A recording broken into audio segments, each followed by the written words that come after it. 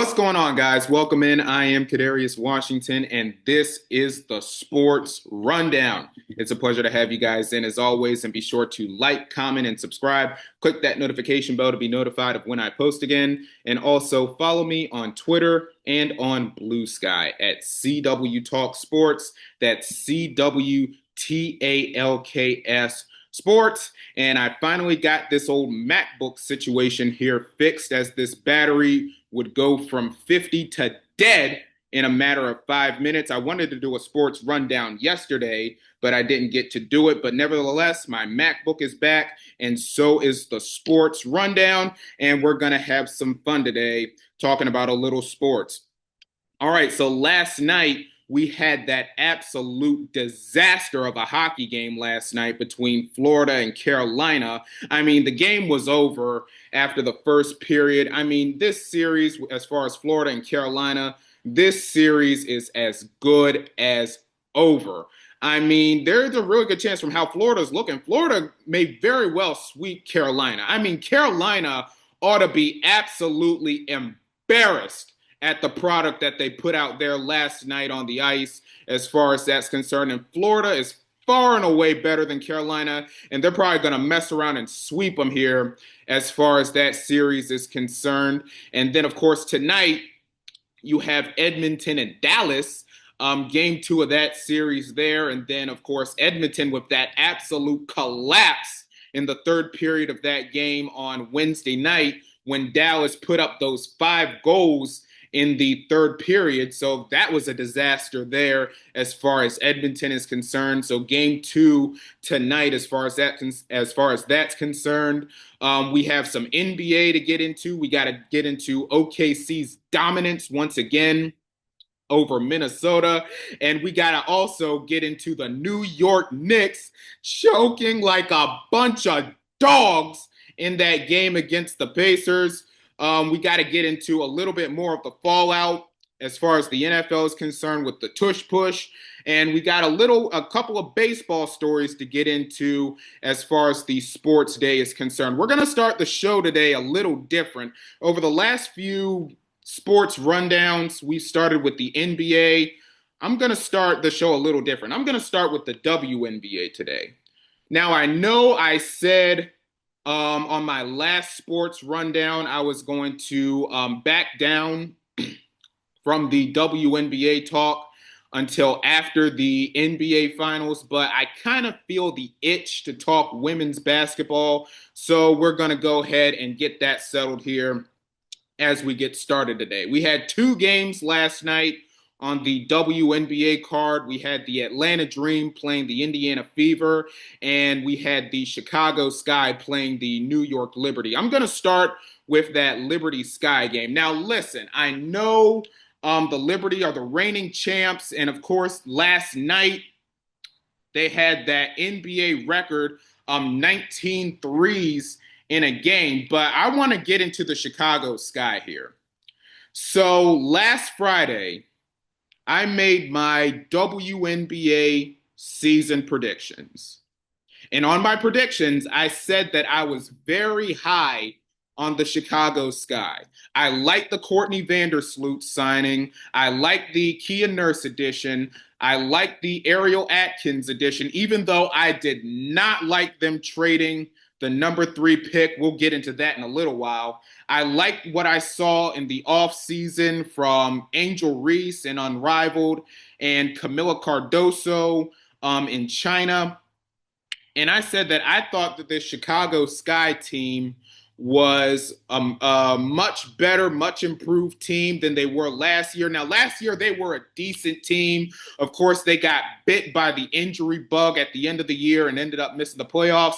But I really like the construction of this Chicago team. And I said on my predictions last week that I really like the Sky to be a playoff team. And in the first 2 games of this season, boy, oh boy, the Chicago Sky have proven me wrong, miserably wrong. The Chicago Sky stink. This team absolutely stinks. The Chicago Sky right now are the worst team in the WNBA, and it's not even close. I mean, they have a minus 60 point differential, which is the worst of any two games for a team in WNBA history. And Angel Reese, listen, I love Angel Reese. I'm a huge fan of her game. She did an incredible job last year. She did a good job in Unrivaled. I really want her to be successful, and I want to see her in a playoff situation. But Angel Reese absolutely stunk up the joint last night. She was terrible. 0 for 8 from the field. 0 for 8. She is the first player in WNBA history to make 0 baskets when her average shot is 2 feet from the basket. That is an absolutely unacceptable performance there from Angel Reese and a player of her caliber. And in her first 2 games of the season, look at her stats. 5 for 22 from the field, 12 points, 10 turnovers. That is absolutely unacceptable from Angel Reese. And also Camila Cardoso. Now listen, I said on my prediction show, the key to Chicago's success is Camila Cardoso. If we saw the Camila Cardoso in Chicago that we saw in China, Chicago might be able to do something. And listen, I hate to do this. I love Camila Cardoso. I loved her coming out of South Carolina. I even dubbed myself the unofficial president of the Camila Cardoso fan club. But in these first 2 games, Camila Cardoso has done absolutely nothing. Camila Cardoso has done nothing. 7 points in the first game against the Indiana, and then she had 6 points last night. I mean, my goodness, this team is an absolute discombobulated mess. And along with Camila too, I've been watching her play. She's really not aggressive enough for me too. As far as I feel like she's kind of holding back, playing a little conservative as far as the game is concerned. I really want to see more from Camila Cardoso because she has done absolutely nothing as far as these first 2 games are concerned. This team is a mess. They are absolutely discombobulated. I mean, my goodness. And listen, 2 things. Number 1, I still stand on the fact that Chicago absolutely had no business firing Teresa Witherspoon after 1 season, because this team in this stretch of games looks so much worse than this year than they did last year. And also, like I said, and I said this when it happened, either on the sports rundown or the women's basketball rundown. I can't remember which one it was, but I said it when it happened. I did not like the fact that the Chicago Sky traded that number 3 pick. And boy, oh boy, oh boy, that decision is looking worse and worse by the game, because that number 3 pick, who turned out to be Sonia Citron out of Notre Dame, Sonia Citron right now is on an absolute tear with the Washington Mystics. And that was a player that the Chicago Sky needed. But of course, the Sky ended up going for veteran experience, which I liked at the time, veteran guards. But this is absolutely pathetic. I mean, not even the Golden State Valkyries look this bad. And you know what? I got to give the Valkyries credit here. I absolutely destroyed the Valkyries for giving Cheyenne Sellers that raw deal and cutting her before the preseason. I destroyed them for not keeping Letitia Amier and Mignatore. But the Golden State Valkyries, I mean, they are a very feisty team. They're scrappy. And of course, they got their first win of the season the other night against Washington when Veronica Burton hit that dagger 3. They got a lot of veteran experience on that team. That team, I got to give them credit. The Valkyries look good. The Chicago Sky look an absolute mess. And what an absolutely pathetic pathetic performance in the first two games of the season for Chicago. And look at their schedule coming up. They get the Sparks on Sunday, which is unpredictable because the Sparks are a roller coaster anyway. Then they get the Mercury on Tuesday, and then they get back-to-back against the Dallas Wings, and then they get the Fever on a Saturday night on CBS. I mean, there's a very realistic chance that the Chicago Sky might not win a game until June. And that is absolutely terrible, especially with their roster construction and all of the talent that they have. I mean, my goodness, getting blown out by 35 against the Fever and then getting blown out last night against the Liberty, absolutely terrible and absolutely inexcusable for the Chicago Sky. But then we had another game last night. We had the Atlanta Dream taking on the Indiana Fever. And, of course, the big story in that game, Caitlin Clark going 0 for 5 from 3. That is the first time that Caitlin Clark did not make a three-pointer in a game since 2022 when her Iowa squad faced Purdue, and she went 0 for 6 from 3 in that game. But the thing is, Indiana got the win there. And Caitlin Clark overall struggled in the game, 4 for 11 and had 11 points. And, of course, Natasha Howard, an incredible game from her. She was incredible to watch last night with 26 points. And the Fever escaped there with the win. And, listen, the Atlanta Dream. Now, this was one of my – now, listen, the Atlanta Dream are the Boston Celtics of the WNBA.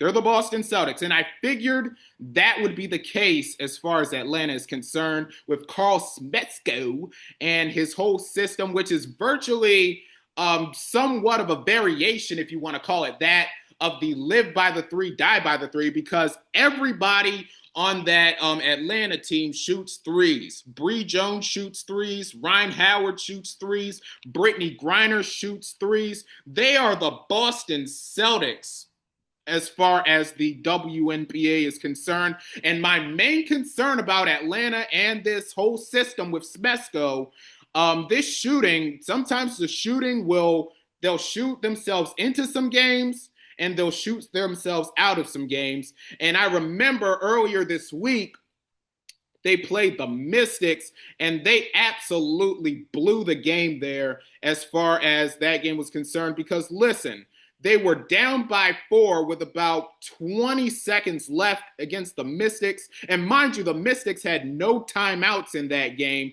And Carl Smesko thought it was a good idea to try to force up a 3, and Ryan Howard jacked up all those threes. Now, listen, whether it was a 2 or whether it was a 3, it was still going to be a 2-possession game, but they still blew it in that scenario. But that's another discussion. But the Atlanta Dream, I mean, I like this Dream team. They have a lot of talent. Ryan Howard is incredible. Tahina Paopao, who I absolutely love out of South Carolina. She's getting better and better by the game. I like this Atlanta team, but I do have my concerns about this whole system as far as Smesko is concerned. But they're going to be a good team. They're going to cause some gray hairs, but Atlanta, I think, are going to be a really good team. I really like their defense, too. I mean, putting Caitlin Clark in check and effectively taking Aaliyah Boston out of the game. She only had 4 points in that one. And DeWanna Bonner, who's really struggled over these first couple of games, she pretty much struggled in the game, too, going 0 for 2 from the field. But I really, really like Atlanta. I like their defense. I really like the talent. But that was very interesting as far as the WNBA is concerned. And one more thing, too, that I have to get into.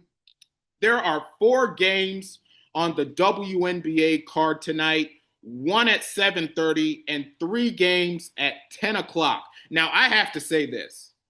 The WNBA putting 3 games on at the same time is an absolute joke.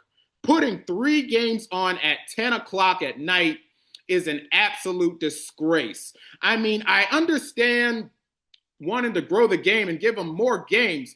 But this is not how you grow the game.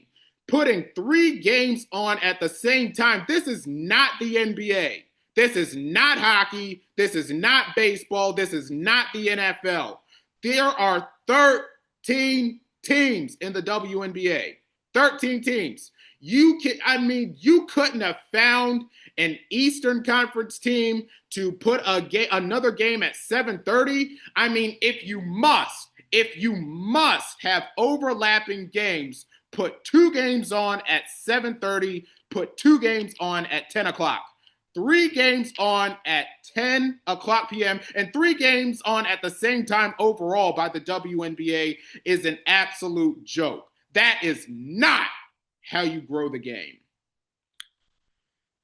All right, out of my system. All right, let's talk NBA. So last night, of course, we had game 2 of the scenario with OKC and Minnesota. And listen, game 2 last night was pretty much a carbon copy of game 1. I mean, OKC in this one got into a better start in the first half of this game. And then, of course, in the third quarter, I mean, it is something about these teams in the third quarter. These championship contending teams, when they get into the third quarter, they are an absolutely different team. We saw this with the Warriors a couple of years ago. And now we're seeing it with OKC as they went on a 17-2 run in the third quarter. Minnesota tried to get back into the game in the fourth quarter, but they really didn't do much damage. All they did was really try to get the game back to 10, but this game was definitely decided as far as the situation is concerned. And Shai Gilgeous-Alexander receiving his MVP award last night. 38 points, and listen, he's not beating these foul merchant allegations because on game 1 he shot 14 free throws, and in this game he shot 15 free throws with the second biggest free throw shooter, Anthony Edwards, with 10.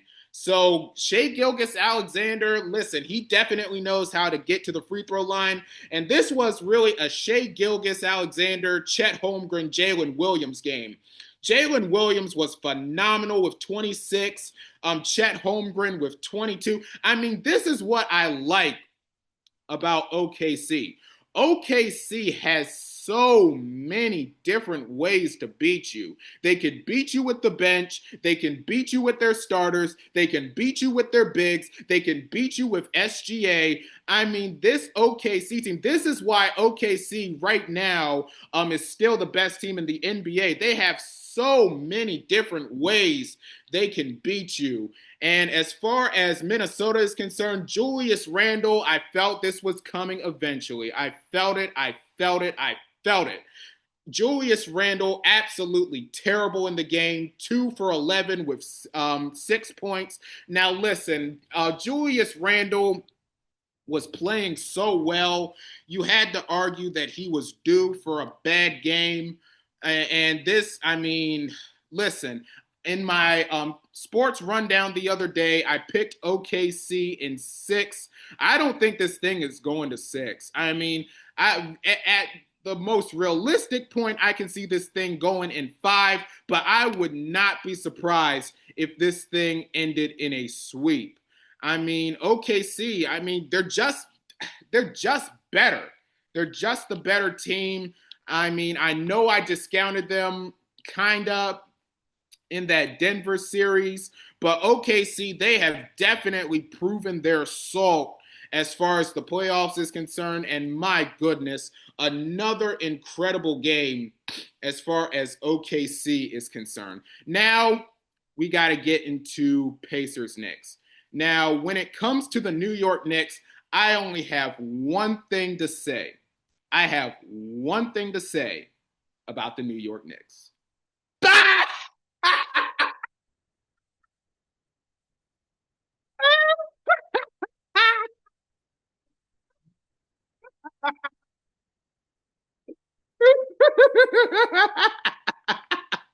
The New York Knicks.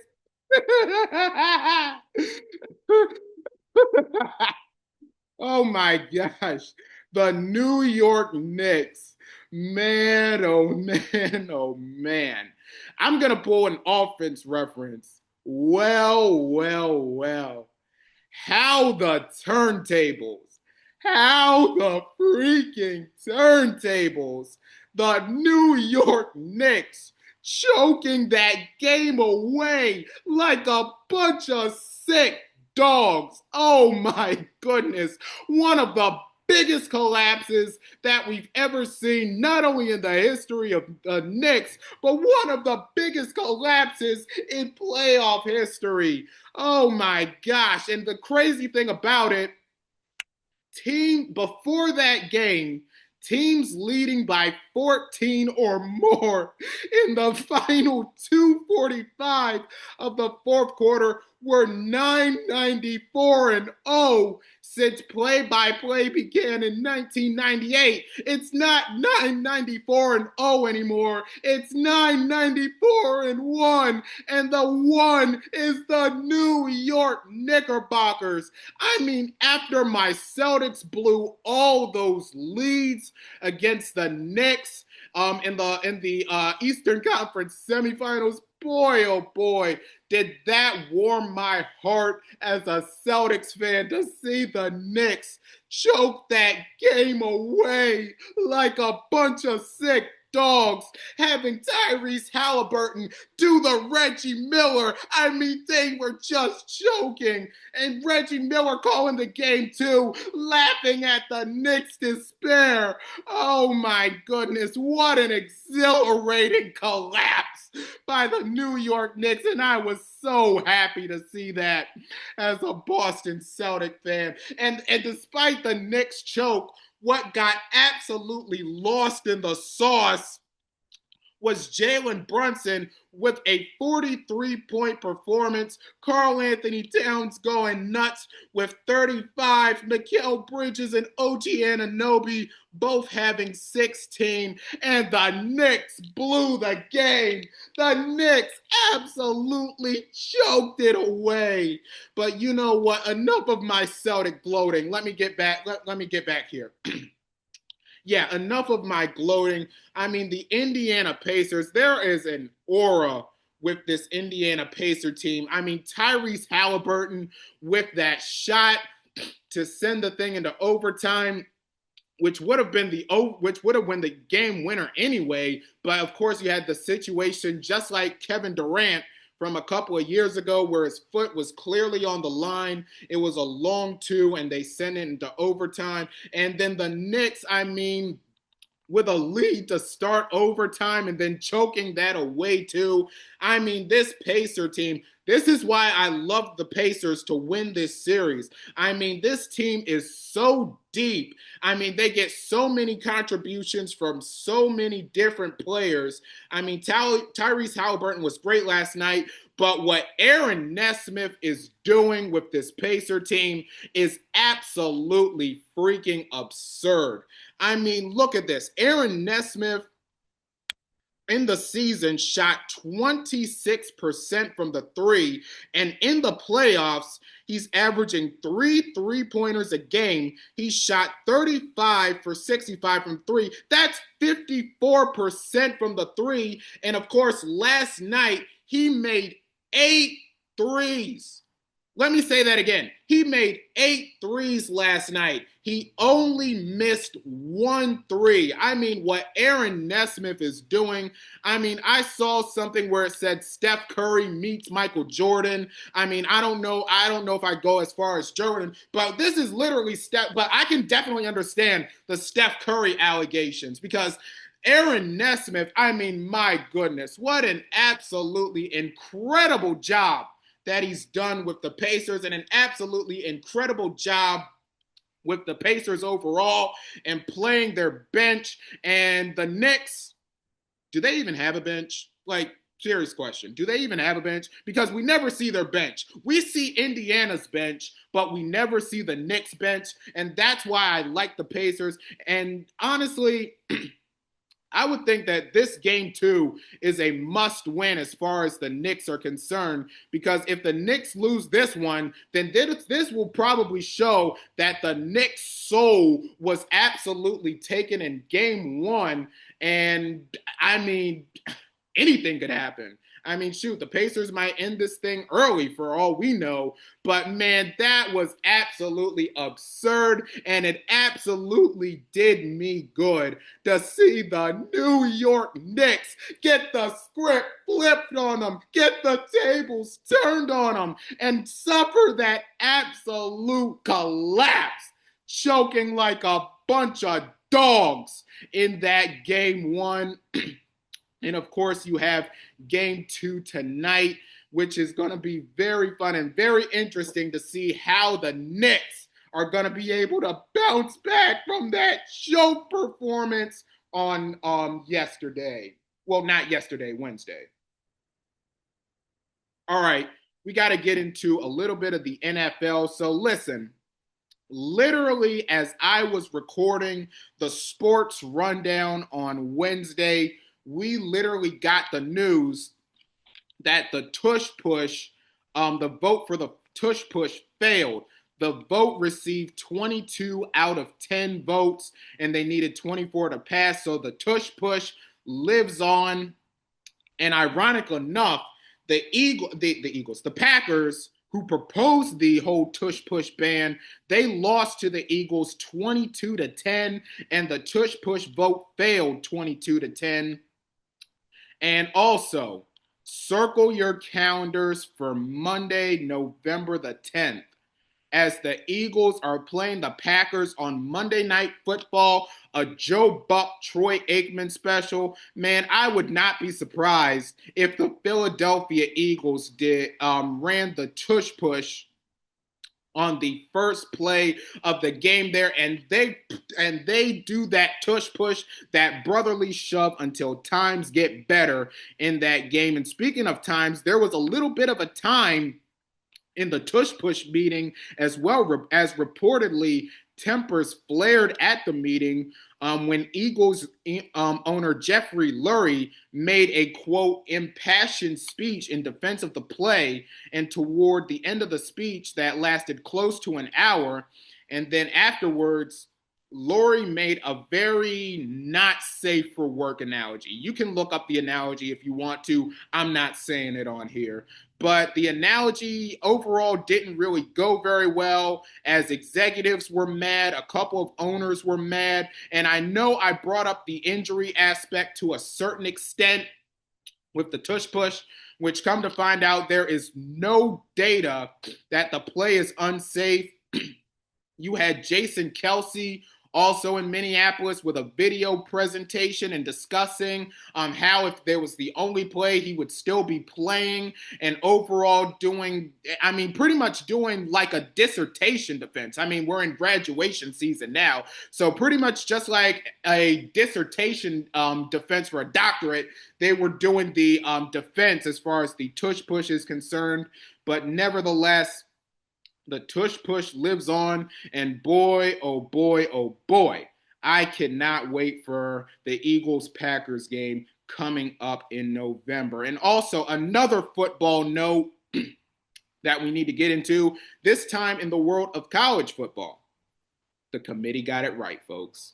The College Football Playoff Committee got it right, as they announced yesterday that they are going to be going in a straight seeding format. So no more promising Arizona State a playoff spot. No more promising Arizona State a 4th seed. No more promising Boise State something for winning their conference. And best of all, no more keeping Notre Dame out of the top 4. Notre Dame, we're never joining a conference, baby. We're going to be back in that number 1 spot. Nobody, and I mean absolutely nobody, are going to make my Irish join a conference. But nevertheless, the College Football Playoff Committee got it absolutely right with this straight seeding format.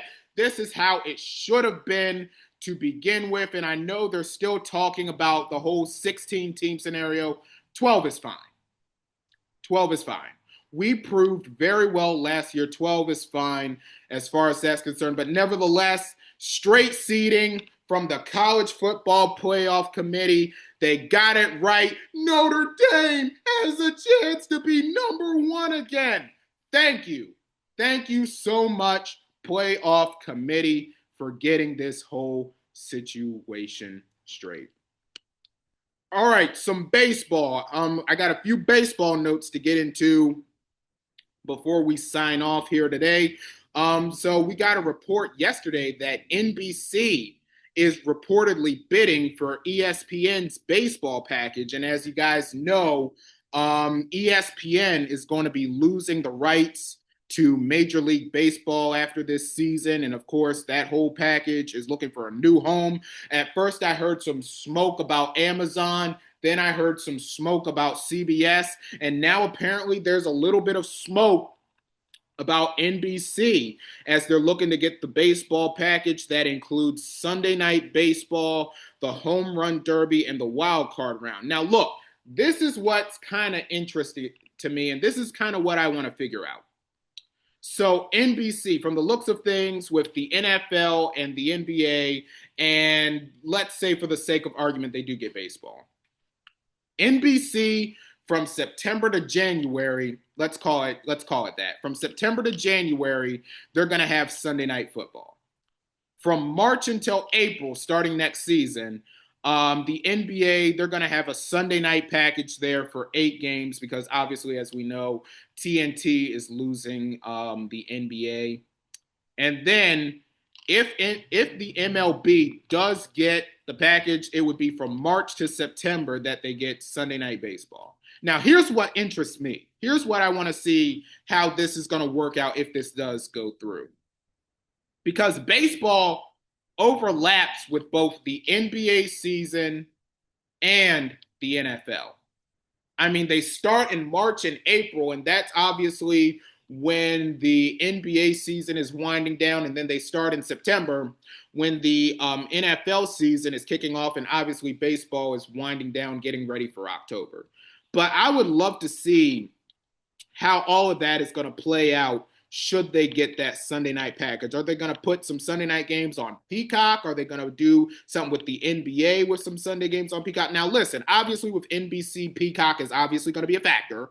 But I really would be interested to see how that would play out should NBC get that ESPN package. And also, how about my Nationals? My Nationals getting an extra innings win over the Braves.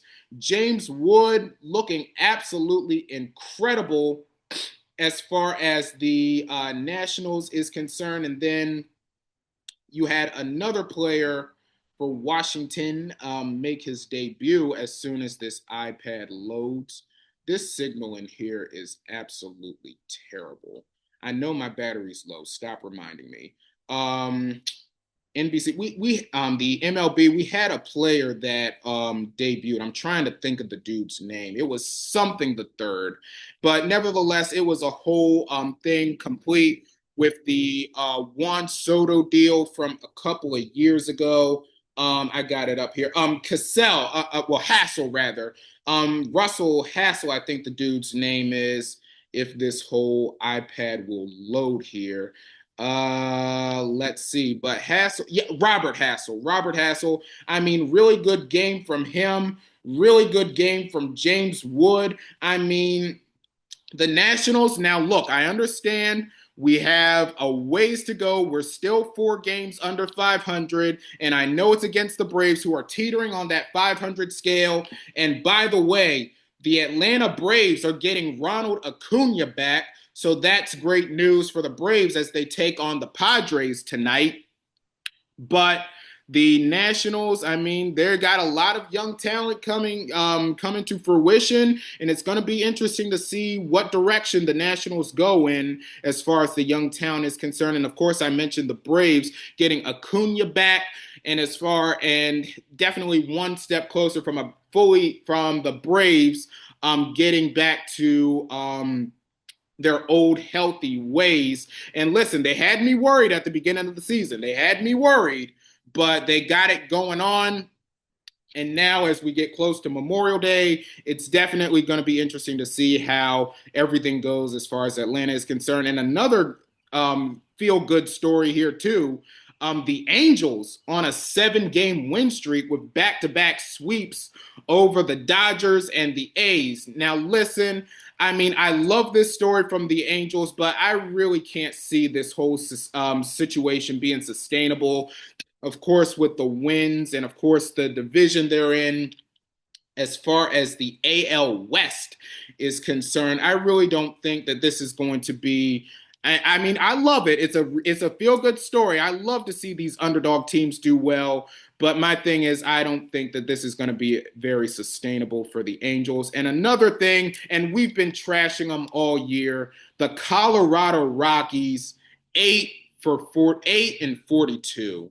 I mean, my gosh. The Colorado Rockies, 8-42. That is the worst record in a team's first 50 games since 1895. I mean, my goodness. The Colorado Rockies are an absolute freaking disgrace. All right. Very interesting sports week, very interesting sports weekend. We got the NBA conference finals going on. We got the hockey going on. We got our slate of baseball. I'm definitely going to be interested in the Dodger-Met series. That's going to be pretty fun.